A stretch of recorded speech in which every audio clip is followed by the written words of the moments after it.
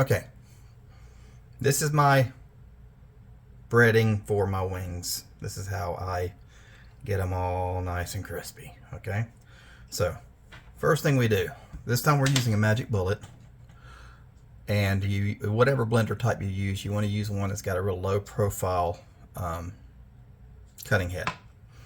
All right, so first thing we're going to do, we're going to take our cornstarch,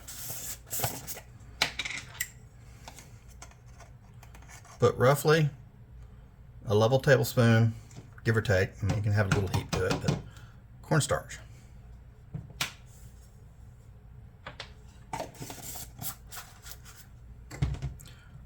Baking powder.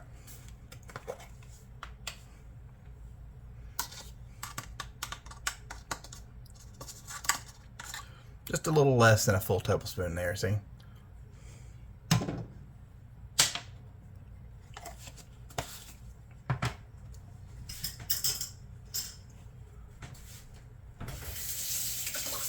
Rinse out your tablespoon, dry it.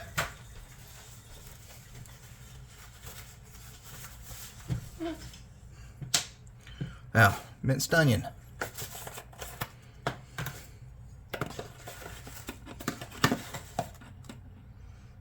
Throw just under a tablespoon of that in there.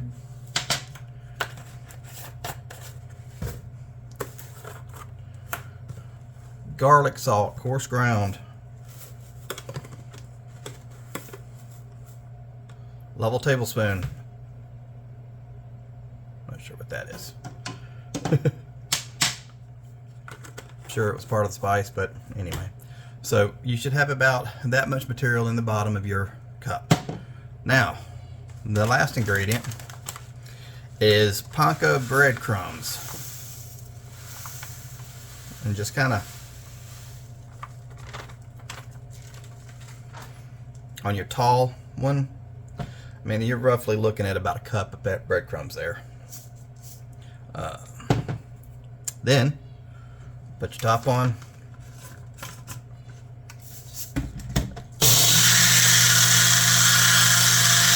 And let that sucker just blend up into a fine powder.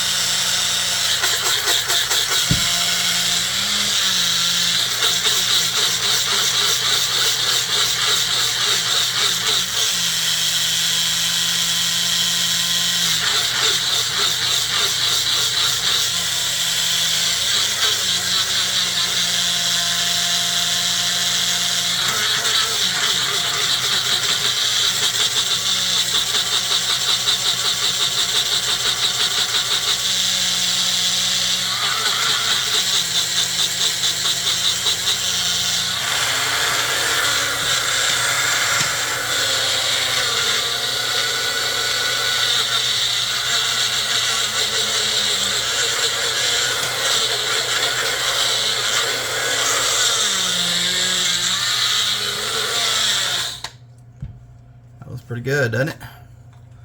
The reason you wanted a fine powder is because wings don't require a thick coating of breading.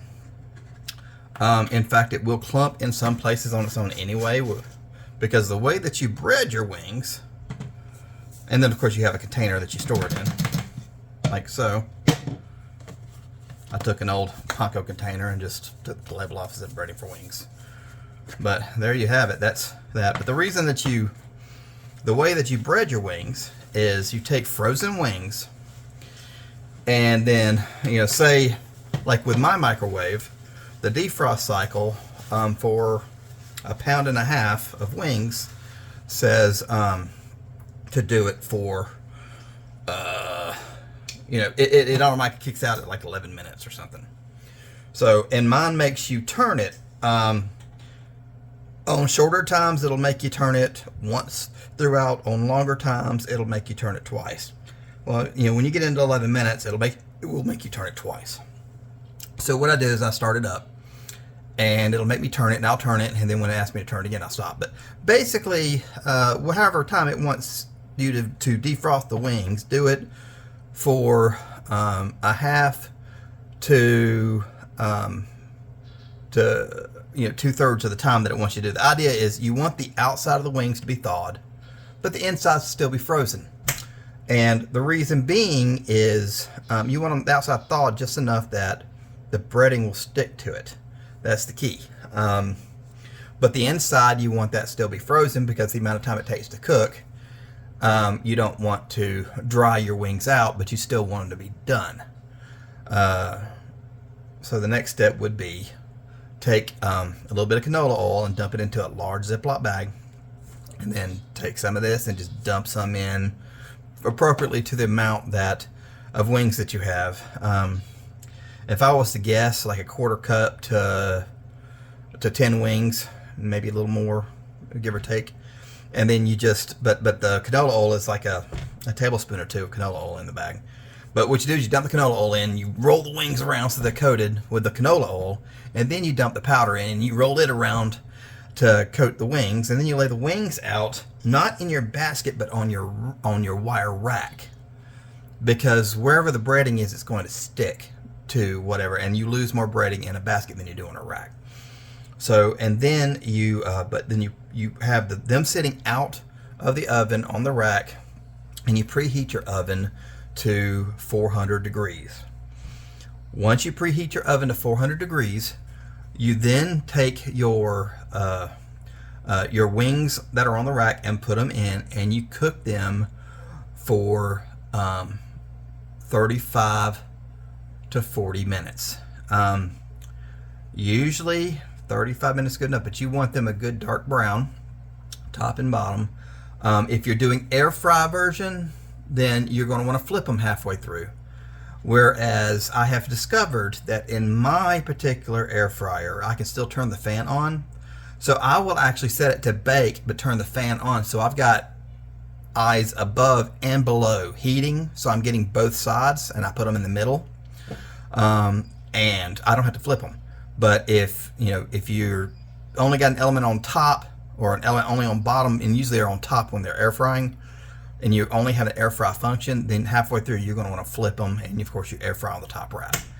So, but completely frozen wings take about 40-45 minutes. Thawed wings take 25 to 35 minutes.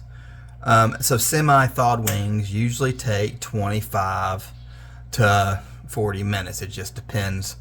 The wings that I buy in the big party packs are really thick wings. There's a lot of meat on them.